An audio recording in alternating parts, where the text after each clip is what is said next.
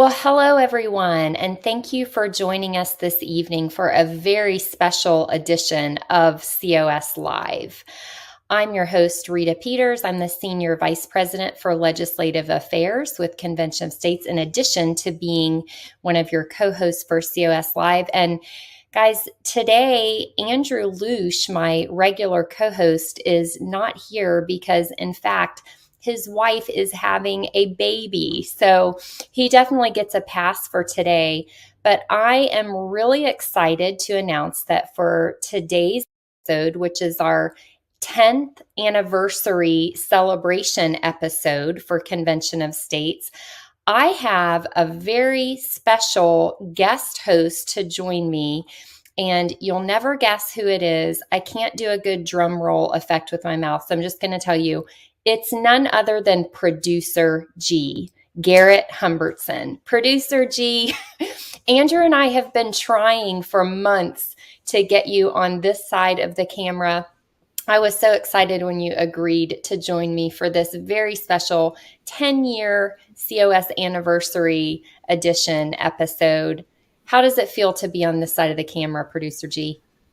I gotta be honest, I still prefer being behind the camera, but this is such a special occasion and I just had to be a part of it. We're celebrating 10 years of grassroots activism, so it's incredible. It's good to be with you, Rita. Yeah, thanks for joining us. Thanks for stepping up. Yeah, it's a big episode today. I'm really excited. So I get asked all the time by people who I'm telling about Convention of States, how far have you come? Well, Convention of States launched 10 years ago this month. It started with two statesmen, Michael Farris and Mark Meckler. And last week, we exceeded 2.5 million petition signatures. We have 19 states on board, several more on the brink. But the best part of this is that we're equipping the grassroots army across the country to restore self-governance in America. We will unveil in tonight's episode a brand new video reviewing 10 years of milestones for Convention of States. And then Producer G and I will take turns giving our favorite moments from the movement's history. I also want to say, stick around until the end of today's episode for the COS Live mailbag. Drop a comment or a question below to get featured. Who knows, your question or comment might be featured on our next episode. But first, right now, we're going to go to Mike for our Article 5 trivia giveaway. Mike?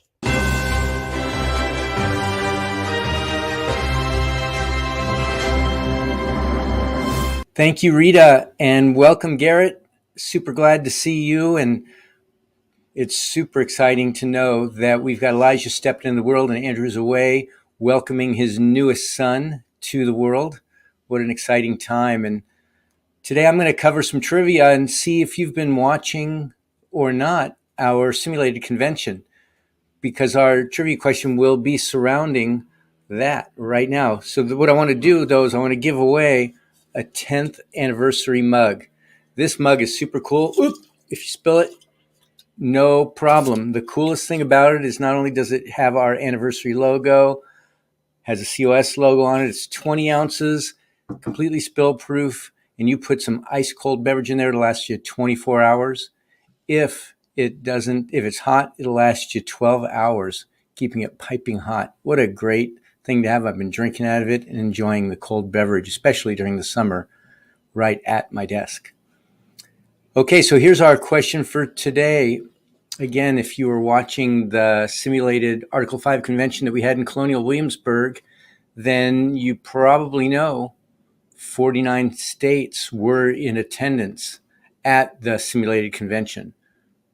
We had one state that didn't make it. Which state was that?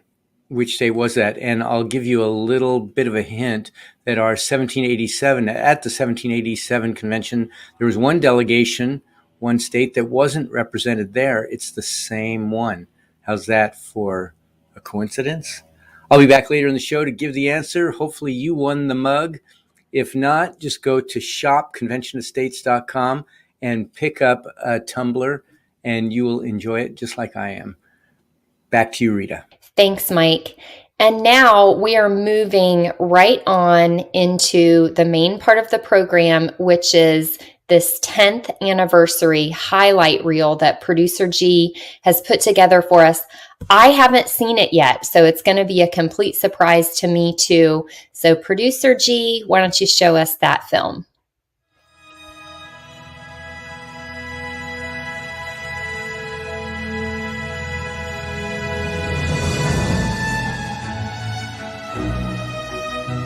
And what's been missing from this and what we intend to bring to this is the grassroots mobilization that needs to put this over the top.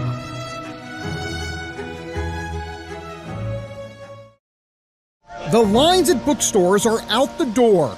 People waiting to get a signed copy of the New York Times #1 bestseller, The Liberty Amendment. So you've actually put together kind of a plan to take Mark's idea. So basically the same month that COS was started, that's what I found out about it and actually become part of that organizational with the heart in mind, because I don't do anything halfway. The grassroots, the people, engage with state delegates and state senators to begin a process of taking our country back. To look at the Constitution for answers. The Peach State is making history. Lawmakers passed a preliminary measure today that calls for a convention of states. It was intended for the purpose of when the federal government was out of control. Today's the day that the founders intended for us to use this very process.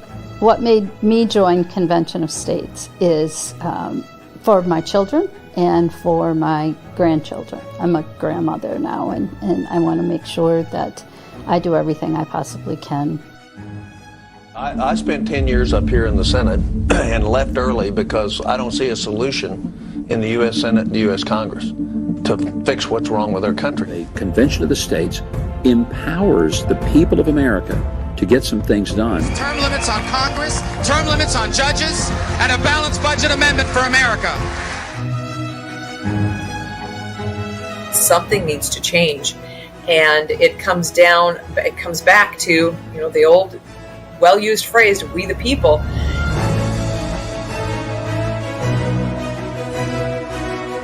I want Texas to join other states in calling for a convention of states authorized in the Constitution to propose amendments to fix America.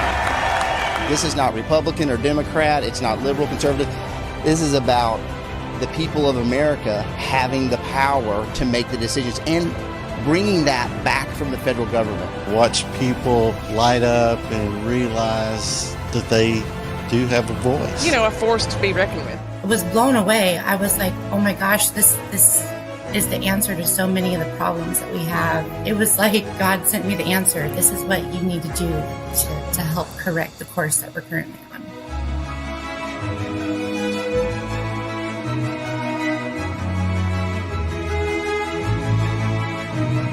They're going to be able to go back home and talk to their fellow legislators and say, look, let me tell you exactly how it worked. I can tell you from firsthand, it can be done. It will be effective. So I think there are people who've never even heard of it that are going to see this and be impressed, and I think that builds enthusiasm. This is the defining moment and the last opportunity to get our republic right.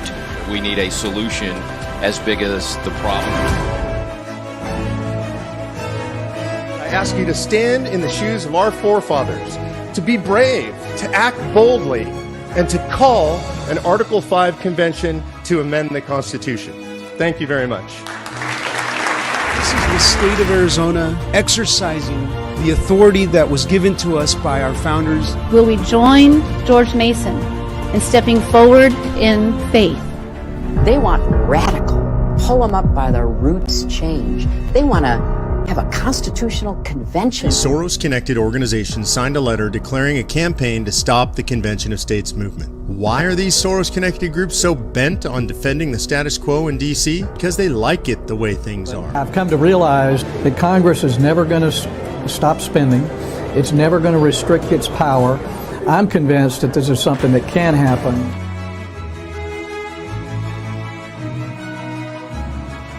The time has come to propose amendments that will restore meaningful limits on federal power and authority. The time has come for a convention of states. And watching the growth and other people that have stepped up to do the things that I've been doing, that is super gratifying. And I know that's reflected, the same thing has happened at the national level.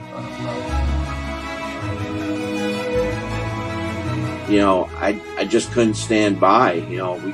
Military members take an oath to defend the Constitution from both enemies, domestic and foreign. Short of a civil war, this is the only answer we have. People traveled from all over the country because they want to save the country. This is a miracle in progress right here. You are the great patriots who are going to save this country. You get a chance to be a part of the second American Revolution without the bullets. We can achieve more than we have ever achieved before. So let's go do it.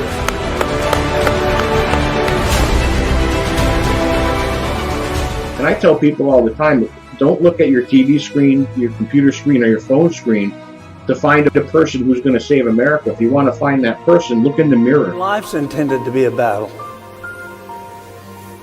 We're in to survive. We're in to compete. We're in to achieve. I'm in this to the end. Whenever that is.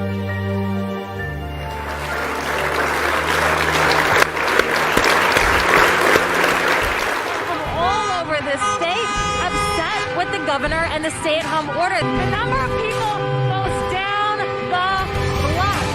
Well, one of the things that I appreciate the most about Convention of States is the culture of kindness and the idea that everybody around me is interested in me and in my growth as a person. Study the Constitution with other American citizens all over the nation. Every Monday night, we're going to be doing a live class. We'll show the videos of the class in this room, and then you and I will be right there to answer questions.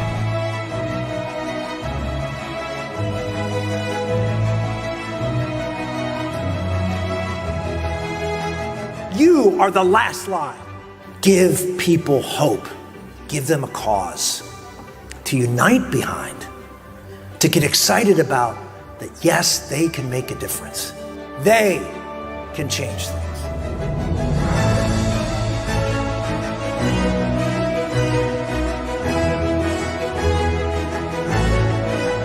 The simple fact is that Washington will never limit its own power. Just how much more will we let them step on us before we say enough is enough? I believe that there are many good people who want to do something to help, but don't know what they can do. But our founding fathers made a way to defend us. That solution is Article 5 of the U.S. Constitution. I've been a part of organizations before, but there's something about this organization that really resonates with me.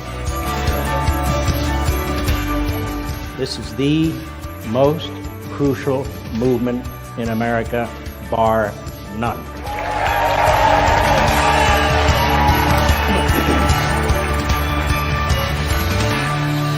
As this was taking place, I called Mark and said, is there a way I can return to Convention of States?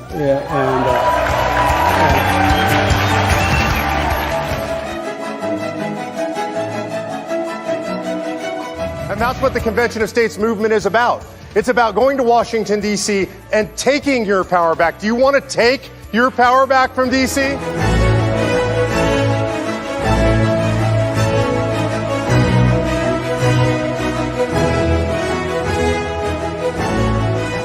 This is within the Constitution for a reason. As governor, I'll work with governors and legislators in other states to move the Article 5 process forward. An Article 5 convention with the states is a much more measured, careful process that, as we know, takes years to put it all together. Hey guys, Mark Meckler here, president and founder of the Convention of States Project.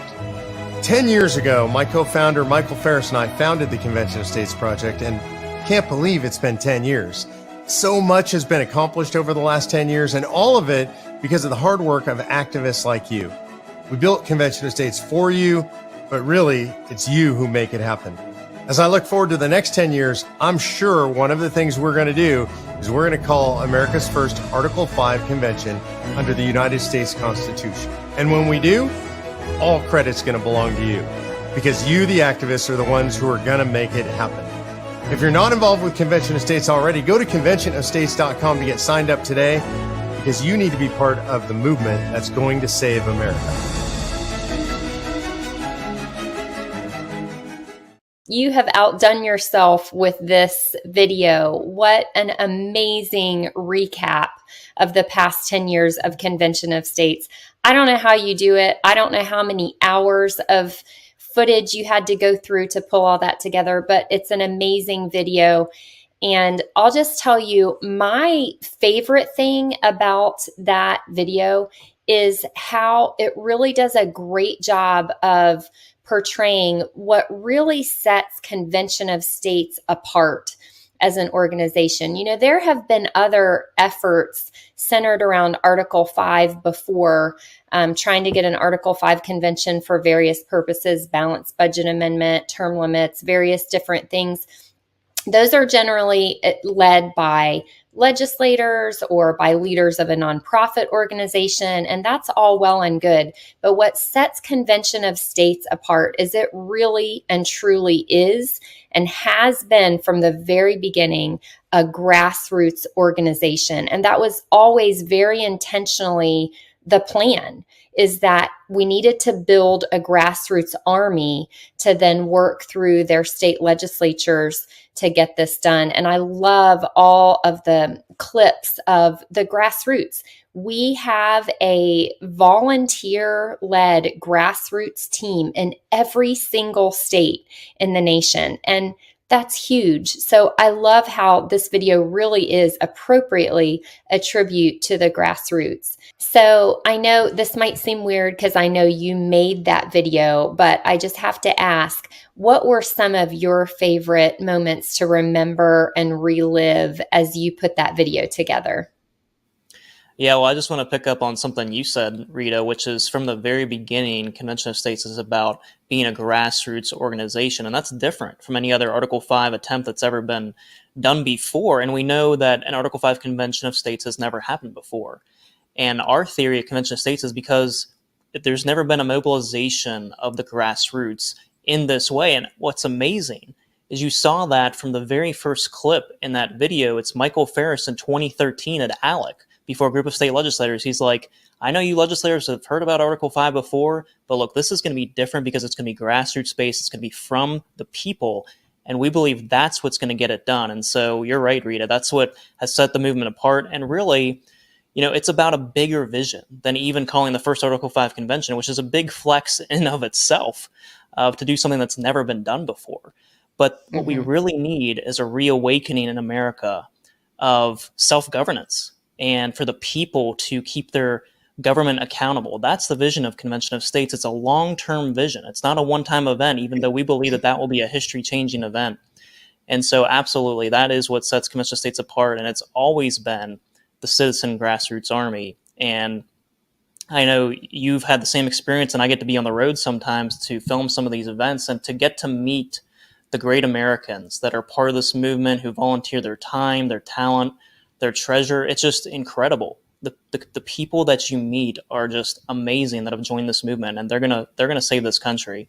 But to answer your question more directly, Rita, I think one of the things that came to mind for me was actually the first simulation. And you know, it was my first year. I know you were there, Rita, as well, and to be there in Colonial Williamsburg. And as much as I really loved the second simulation that we just got back from, there was something special about that first one. Just like, I think, you know, like when that roll call was being called, you know, the tears come to your eyes. There's just it's like something cosmic was happening there. And you could feel like, wow, this is what it's going to feel like. This is what it's going to look like. That look at all the states coming back together again. And so I remember that, for especially being my first year on staff with Convention of States, that was such an impactful moment that sets the vision of what this can accomplish, of the states coming together to discuss how are we going to give power back to the people and restore this government. What about you, Rita? What's maybe a more personal memory that you have, favorite memory from your time with Convention of States? Well, I'll tell you, you mentioned the ALEC meeting where you had a clip of Mike Farris talking about this movement from that same ALEC meeting, and you know how this movement is different because of the grassroots. I was at that meeting. It was my first ALEC meeting ever. And Professor Rob Natelson was also there and speaking on that panel. And for those of you who aren't familiar with Professor Natelson, he is the world's premier scholar on Article 5. He is maybe the smartest, at least one of the smartest person I know. And he wrote the book, The Law on Article 5. He's just a truly brilliant man. And that was the first time I met him or heard him speak. But I'll never forget at the end of his presentation at that meeting about Article 5, he gave sort of an illustration. He said, imagine if the Senate never strayed from what the House wanted to do. If the Senate always passed whatever bill the House sent over to them. Imagine if the president never vetoed a bill that came over from the House and Senate. Imagine if the Supreme Court never overturned a law as unconstitutional. Imagine if the states never used their Article 5 power to propose amendments. Then he said, oh, wait, that is what's happening. So his point was, all of those procedural issues are ways that the institutions of government check and balance the other branches of government. And so the states never using this power to propose amendments under Article 5 through a convention, by not using that power, we're really upsetting the balance of the system. We're not maintaining the federal system the way it was meant to be maintained because we're not using that check and balance at the state level. And so I just remember being in awe after hearing him say that. I thought, yes, of course, that makes perfect sense. Of course, I was already on board at that point, but I had never thought about it that way. So it just gave me a new framework for thinking about the importance of the Convention of States process to maintaining our federal structure and federal system. So that was a big one for me. And I have to say, Garrett, every time I see the video clips of Senator Tom Coburn, it brings tears to my eyes. One of my favorite experiences in working for Convention of States was the opportunity to work with Senator Tom Coburn, who is just such a role model for anyone. I mean, just in addition to being a truly great statesman, he was truly a great human being, an amazing person, an amazing friend, an amazing Christian. And I just loved, hearing him say again, I'm in this till the end, whenever that is. And at that point, Senator Coburn, I think, knew that the end was not far off for him. And in fact, he later died still in service to his country through Convention of States. Garrett, I wonder if you have any special or fond memories of Senator Coburn or some of the other leaders of the Convention of States movement. Well, certainly Senator Tom Coburn is a giant. He's an American statesman who stood up to the swamp when he was in D.C. He was known as Dr. No. He wasn't a career politician. He built his life as a businessman and then a physician. And he goes to D.C. and basically he says, if anything's going to violate the Constitution or it's not paid for, then I'm a no vote. And he stood up to the establishment. He stood up to even people within his own party. And, there's something special about a man who left Congress early. He left before his term was up because he saw that Convention of States in Article 5 was the only way to achieve the change that he had been fighting for so long. And so that just speaks to his vision and his willing to serve the nation when you're right. He was in poor health for long stretches there, but he kept traveling. He kept fighting for the movement. And I've heard stories even from his deathbed, he was making calls on behalf of Convention of States. And so, when I think of someone who's an American hero, who stands in the shoes of people like Thomas Jefferson and George Washington and James Madison, I think of Tom Coburn.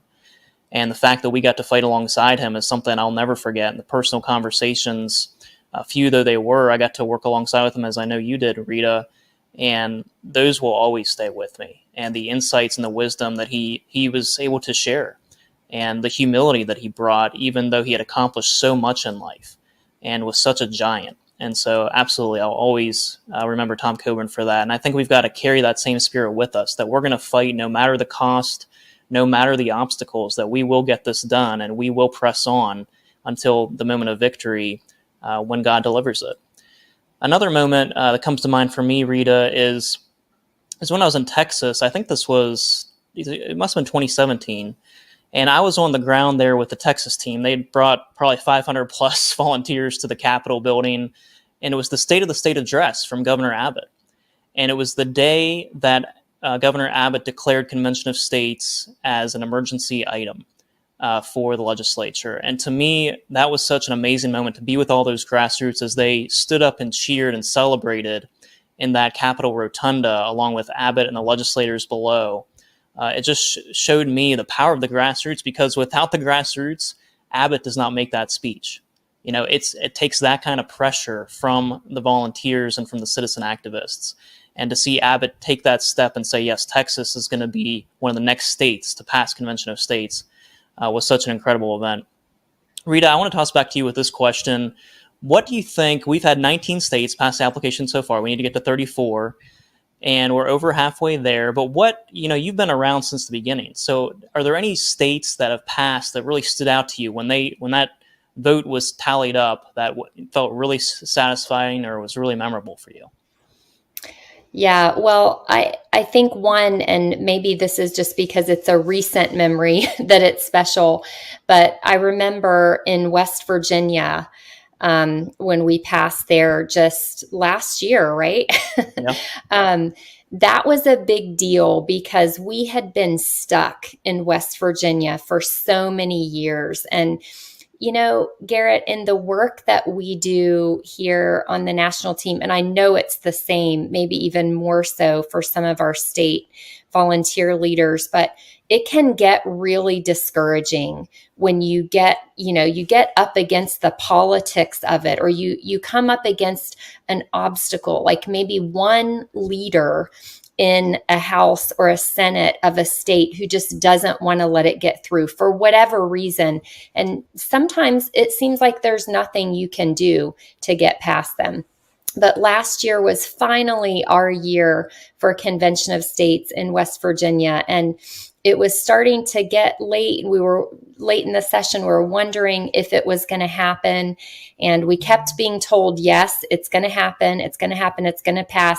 And all of the time was taken in the House. And we finally got done in the House and got through. And I believe it was the Speaker of the House, right, who actually physically walked the resolution over to the Senate so it could be acted on the Senate side.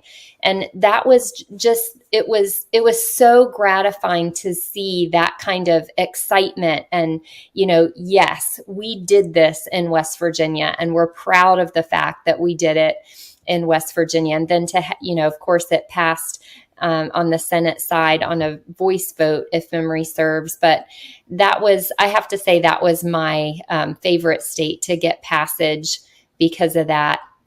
And, I want to go back for a minute, Garrett, to talking about some of the, we talked about the grassroots. The grassroots are the most important element of what we're doing. Absolutely.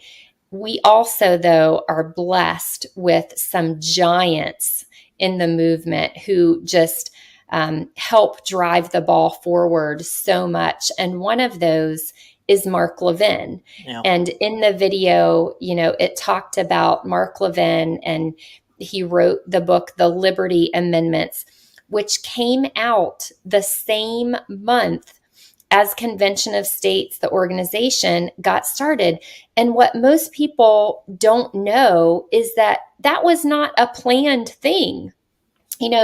Mark Meckler and Mark Levin were working on the things they were working on at the same time without knowing it. And it was like toward the very end of that time period, like right before the book came out, that Mark Levin discovered that Mark Meckler was starting this movement, and Mark Meckler discovered that Mark Levin was releasing this book. And so it's just, some people think, oh, wow, what a wild coincidence. And I say, and I know Mark Meckler and Mark Levin would also say, no, it wasn't coincidence. It was providence that was happening at the same time. God was moving in the hearts of those two great men, along with Michael Ferris, who was also working with Mark as a co-founder. God was moving in their hearts to be doing the things that they were doing. What did you think of that, Garrett? I was a big Mark Levin fan in 2013 when Levin started talking about this project called the Liberty Amendments, and he would be releasing this book. And I remember that totally changed my paradigm, that, oh my goodness, the Constitution actually has a solution big enough to solve the problems that we all see, because it was clear that elections was not the answer and that no one person could actually solve all of these huge structural issues. And so I'm like, wow, I had never heard of this before. It's in the Constitution even. We've never used it. How have we never used it? And then to quickly find out that, oh, it's not just an idea. It's not just a best-selling book, but there's actually an organization that just started.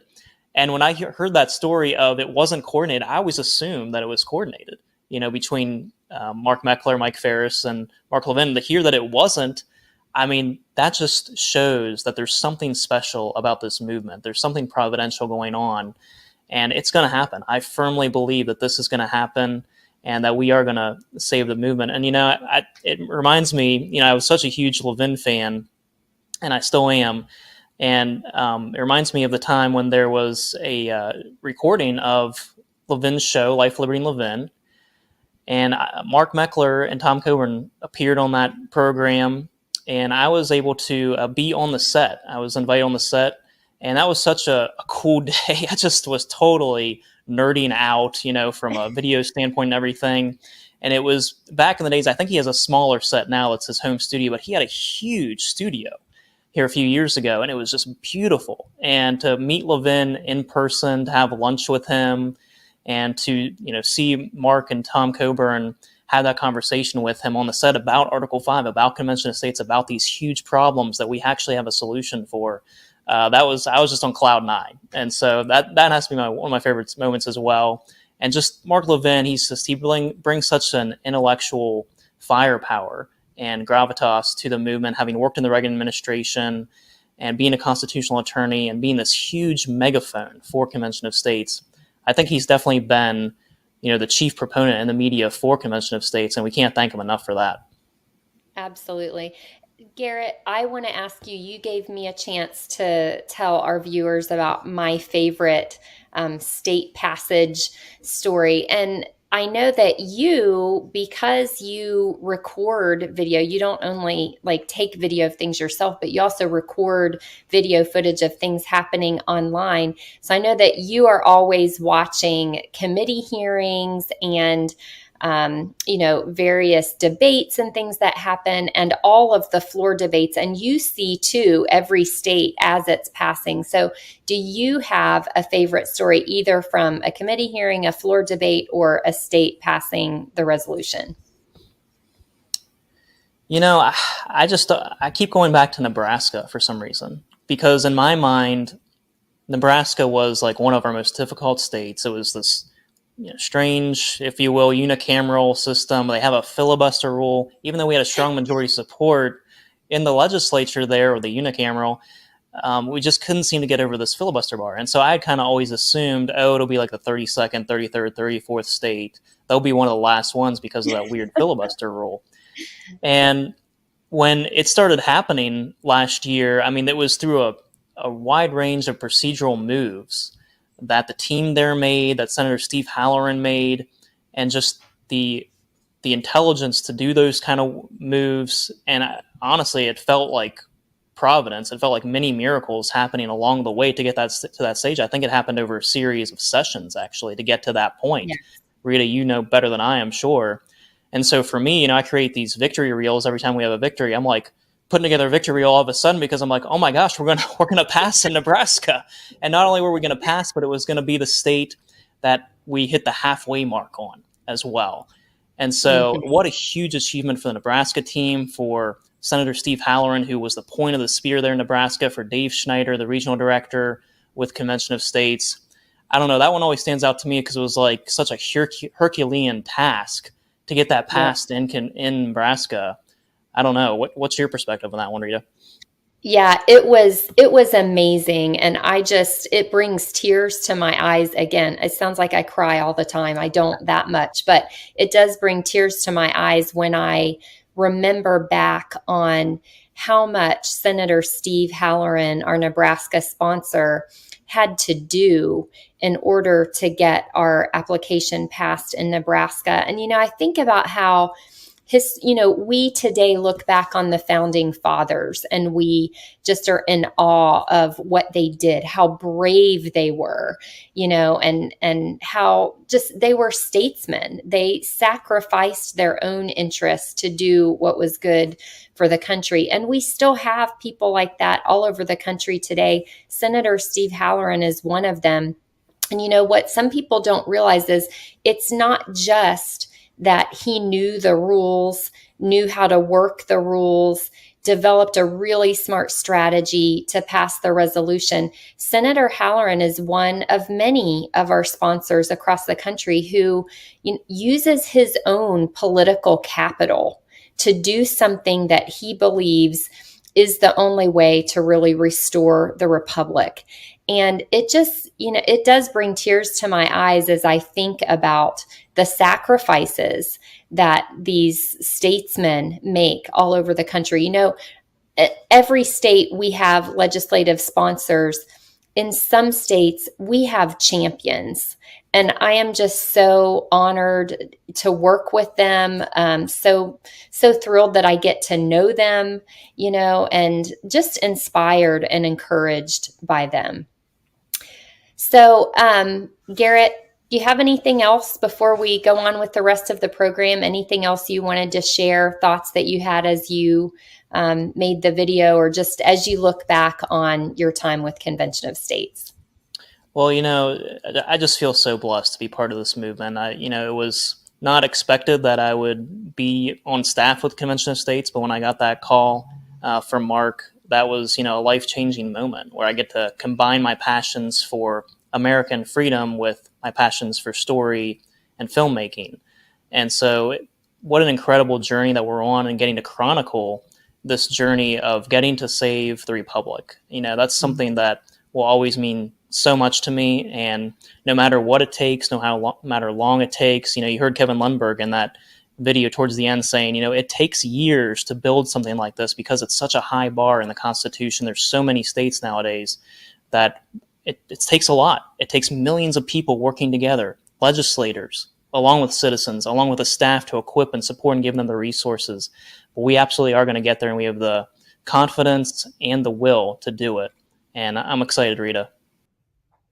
Producer G, you bring so much to this movement. It is an absolute privilege to work with you, and your videos and story production. It's all amazing. And I know I speak for the whole national team and the whole national grassroots movement in saying thank you so much for what you do. And thanks for being my co-host today and not leaving me out here all alone.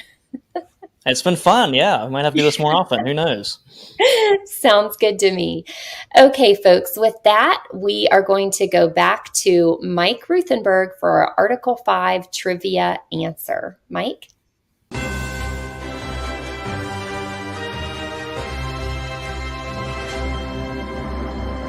Well, I hope you enjoyed some of the broadcasts today of so many of the great memories we have from back in the day. I've been with COS ever since the day we started. So many great memories, so many great experiences that we've had as we have gone through, and we've acted, we've learned, we've adjusted. We've seen some great victories. Of course, we've seen some stinging defeats. I hope you really appreciate all the work that has gone into making the Convention of States exactly what it is. And again, we owe a great debt of gratitude to you guys. Thanks so much for watching. If you recall back to the beginning of the show, I gave a trivia question, and our prize for the person that answered it first is one of these Convention of States tumblers, our 10th anniversary limited edition tumbler, 20 ounce, works great, totally spill proof. I've got my ice cold water in there. It'll keep it that way for 24 hours. 20 ounces, of course, says COS on the opposite side. So if you didn't win one, just go to shopconventionofstates.com and you can get one. In the meantime, I'll give you the answer to our question.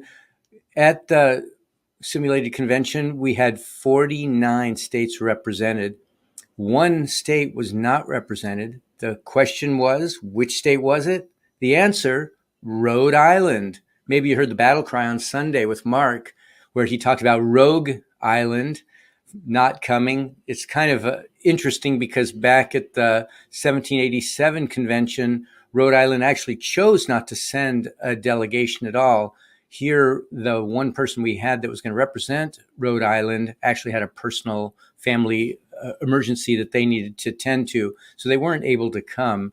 Maybe it's providence, maybe it's coincidence, who knows what it is, but it's very interesting that Rhode Island was the state that wasn't represented. Remember, anything that comes out of the convention, that's voted at a convention, still has to go to the states to get ratified. What a great success it was. If you want to learn a little bit more, if you want to watch some more of the simulated convention, just go to shopconventionofstates. Scratch that. That's where you get the mug.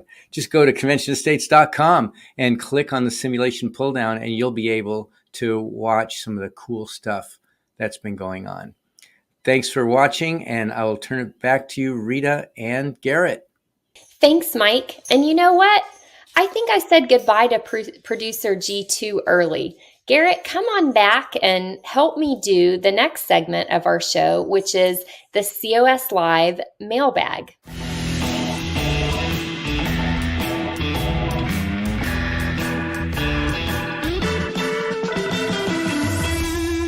We've got a lot of comments and questions this week, so be sure to drop those in on YouTube, Facebook, Rumble, Twitter, or is it X these days? Can't keep track. But if you want to be featured on the program, go ahead and drop it in there, and we'll pull those for the next program. First one actually comes from Senator Jason Rapert. I know you know that name, Rita.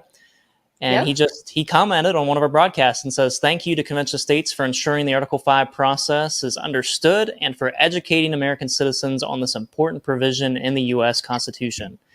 And we at the National Association of Christian Lawmakers will be praying sincerely for America and our future."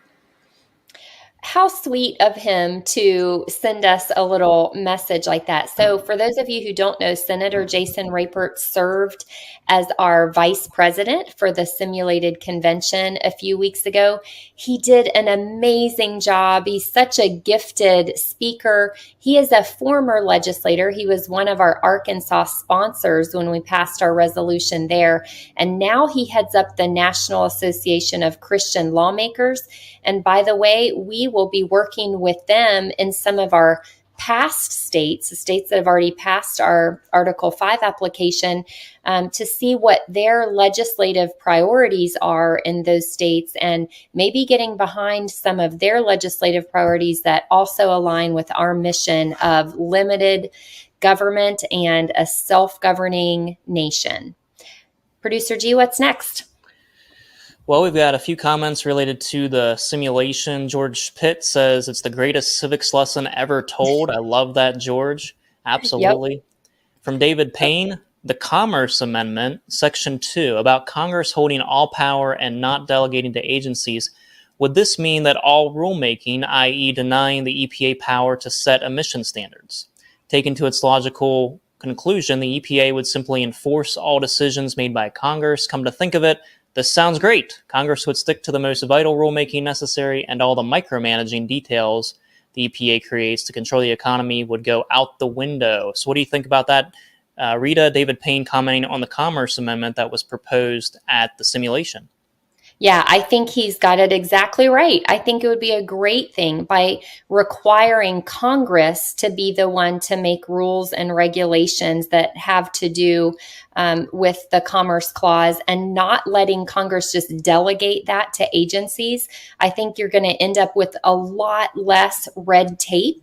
Plus, the rules and regulations that are created are being made to the people who are actually elected and thus accountable to we the people. So I loved that amendment proposal, and I'm glad David Payne likes it too. Amazing. We've got 2 more comments, and then we'll finish it up with 1 more question. The Web Assist says the COS is needed. So many issues can be solved with this. The feds have gone way too far.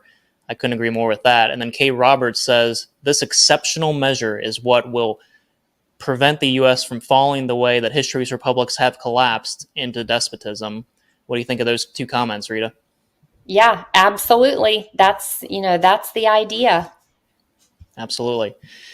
And finally, Deanna Sutherland, 7062, asks, how many states do we have aboard? America needs the states to give the power back to the people.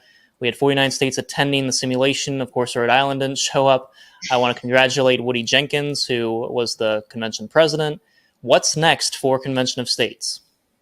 Well, what's next, hopefully, for Convention of States is more states passing the resolution, getting on board with the other 19 states that have already passed our application for an Article 5 convention. We need to get to 34 to make that convention happen. And of course, we are well on our way. If you are watching today and you haven't already done your part, please do it now. Go to conventionofstates.com and click on the Take Action tab. Sign the petition if you haven't already done that. Contact your legislators and definitely get involved with your state team so that you can be part of the strategy in your own particular state. Every state has one, and we need all of you to get involved and do your part. Thanks everyone for watching. Now we've got a country to save, so let's get back to work. Thanks for joining us.